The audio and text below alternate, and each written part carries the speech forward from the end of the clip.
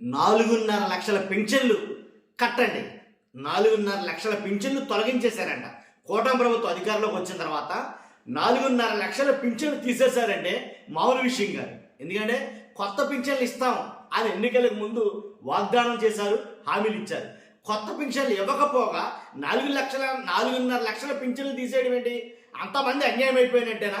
అసలు వాస్తవం ఏంటి? అసలు ఆ పింఛన్లు తీసేశారా లేదా ఏంటనేది మనం మాట్లాడే ముందు ఫస్ట్ లైక్ చేయండి. లైక్ చేస్తే నాకు మోటివేషన్ ఉంటుంది, ఎక్కువ మందికి ఇన్ఫర్మేషన్ షేర్ అవుతుంది. లైక్ చేయడం మీ బాధ్యత. కొత్తగా మన ఛానల్ ఎవరైనా చూస్తే కనుక పక్కాగా సబ్స్క్రైబ్ చేయండి. మీ అమూల్యమైన అభిప్రాయాన్ని కామెంట్ రూపంలో తెలియజేయండి. 4.5 లక్షల పింఛన్లు కట్టని చెప్పి సాక్షి ఒక ఐటమ్ రాసింది. వాస్తవంగా అసలు నిజాలేంటో చూద్దామని చెప్పి చూస్తే 2024 ఎన్నికలకు ముందు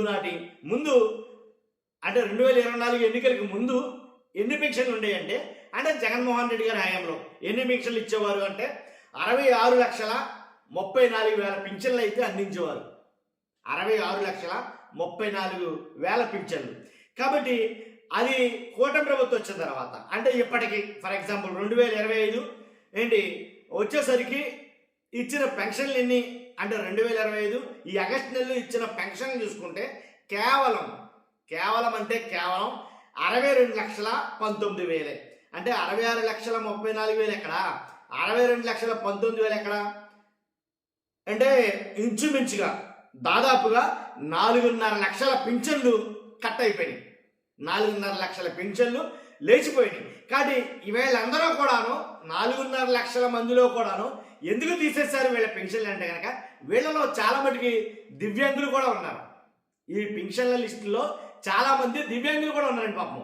కాబట్టి ఇలాగా ఆ తీసేసినందుకు పింఛన్లు ఆ దివ్యాంగులు చాలా చోట్ల నిరసనలు తెలియజేస్తున్నారు.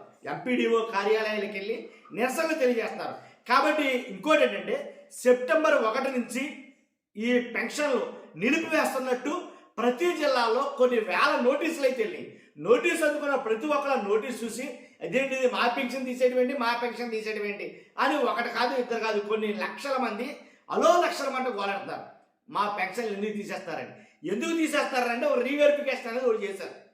కూటమి ప్రభుత్వం అధికారంలోకి వచ్చిన తర్వాత దొంగ పెన్షన్లు చాలా ఉన్నాయి అని అయితే కనుక ఒక దాని మీద రీవెరిఫికేషన్ సర్వే అనేది ఒకటి చేశారు. చేయడంతో దాంట్లో చాలా మటుకు ఫేక్ అని తెలియదు కాబట్టి చాలా మటుకు అనర్హులు అన్న వాళ్ళందరినీ తీసేస్తున్నాం అని తీసేశారు రీవెరిఫికేషన్లో భాగంగా. అసలు రీవెరిఫికేషన్ అనేది ఎలా చేశారు? సదరం అసలు దివ్యాంగులు అయితే కనుక వాళ్ళకి మెయిన్ సదరం సర్టిఫికేట్, ఆ సదరం సర్టిఫికేట్ వచ్చిన దాని పర్సంటేజ్ బట్టి దాన్ని బట్టి అతను దివ్యాంగులు అనేది డిసైడ్ చేస్తారు. కాబట్టి ఆ సర్టిఫికేట్లు మరలా కొత్త ఇవ్వడం కోసం అంటే కొంతమంది పెట్టినప్పుడు అంటే సదరం క్యాంపులు పెట్టినప్పుడు వెళ్ళకపోవడం, కొంతమంది అందుబాటులో లేకపోవడం, కొంతమంది అసలు ఆ ప్రాంతాల్లో లేకపోవడం, ఇలా చాలామంది చాలా చోట్ల లేకపోయినా సరే అంటే ఆ పెన్షన్ టైంలో ఏదైతే రీవెరిఫికేషన్ టైంలో వెళ్ళకపోయినా సరే వాళ్ళందరినీ అనర్హులుగా చేర్చారట. అలా చేర్చడం వల్ల చాలా మంది అన్యాయం అయిపోయారు అని చాలా మంది గోల్ చేస్తున్నారు అనమాట, ఏడుస్తున్నారు నిజంగా. ఎలా అంటే 10 ఏళ్లుగా దీంట్లో వాస్తవాల్లోకి వెళ్తే 10 ఏళ్ల నుంచి దివ్యాంగుల పెన్షన్ తీసుకున్న వాళ్ళు సైతం ఈ రోజున వాళ్ళ పెన్షన్ కట్ అయిపోయిందంట. ఇదేంటిది? జగన్మోహన్ రెడ్డి గారి హయాంలోనే ఆ టైంలోనే పెన్షన్లు వాలంటీర్లు ఎవరైతే అప్పుడు వాలంటీర్ వ్యవస్థ ఉందో ఆ వాలంటీర్లు ఎవరికి కావాల్సిన వాళ్ళకే కన్ను గుడ్డి కన్ను అని లేకపోతే కాలు గుడ్డి కాలు అని లేకపోతే అలాగని ఎలాగని ఏదో ఒక అవయవం లోపం ఉందని చెప్పేసి వాళ్ళు ఏం చేశారు? వాళ్ళకి నచ్చిన వాళ్ళకి దివ్యాంగ సర్టిఫికెట్లు ఇచ్చేశారు.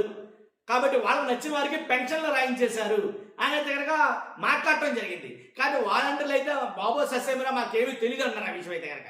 కాకపోతే ఆ రకంగా రాసేశారు కాబట్టి ఎక్కువ మోతాదులో అర్హులు కాకుండా అనర్హులు ఉన్నారు అని అనర్హుల్ని ఏరివేయడం కోసం చేసిన రీవెరిఫికేషన్లో భాగంగా ఈ 4.5 లక్షల పింఛన్లు లేచిపోయాయి అని అంటున్నారు. కానీ దాంట్లో ఎక్కువ మంది అర్హులే ఉన్నారన్నారు వీళ్ళు. ఎందుకంటే ఎంపీడీఓ కార్యాలయం దగ్గర సచివాలయాల దగ్గర నిరసన తెలియజేస్తారు చాలా మంది. ఎలా అంటే ఇప్పుడు కర్నూలు జిల్లా మద్దికెరలోని ఎంపీడీఓ కార్యాలయం ఎదుట దివ్యాంగులు ధర్నా చేశారు. అది ఎంతవరకు తెలుసు చాలా మంది తెలుసు. ఇక్కడ నేను ఫోటో ప్లే చేస్తాను కుదిరితే. కాబట్టి ఎలాంటి ధర్నాలు కానీ నిరసనలు కానీ చాలా మంది దివ్యాంగులు పుట్టు దివ్యాంగులు చాలా మంది అలాగా వాళ్ళైతే కనుక చేస్తున్నారు. కాబట్టి అలాంటి వాళ్ళని కూడా తీసివేయడం అది ఎంతవరకు సమంజసం? రీవెరిఫికేషన్లో భాగంగా అసలు వాస్తవాలు ఏంటో తెలుసుకుని అతను దివ్యాంగుడా కాదా చెక్ చేసుకుని అప్పుడు రద్దు చేసిన పర్వాలేదు. కానీ అలా కాకుండా రీవెరిఫికేషన్ అనేది ఏదో తూతూ మంత్రంగా నామమాత్రంగా నిర్వహించేసి అండ్ సదరం ఆ సర్టిఫికేట్ కూడా ఏదో ఏదో ఒక రోజు 2 రోజుల్లోనూ మొత్తం క్లియర్ చేసేసి కాబట్టి ఏదో మమ అనిపించేశారు అంతే. రీవెరిఫికేషన్ ప్రక్రియ అనేది పూర్తిగా ఫుల్ ఫ్లెడ్జ్డ్గా అయితే జరగలేదు.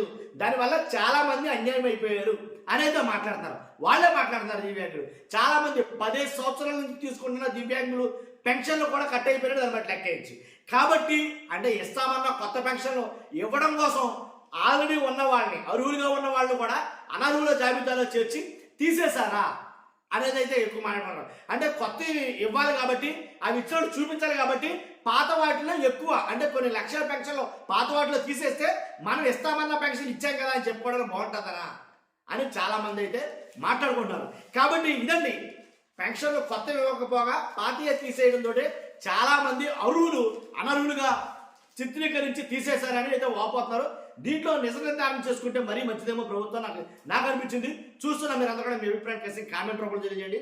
కొత్తగా మన ఛానల్స్లో పక్కగా సబ్స్క్రైబ్ చేయండి, ఫస్ట్ లైక్ చేయండి. Thank you very much.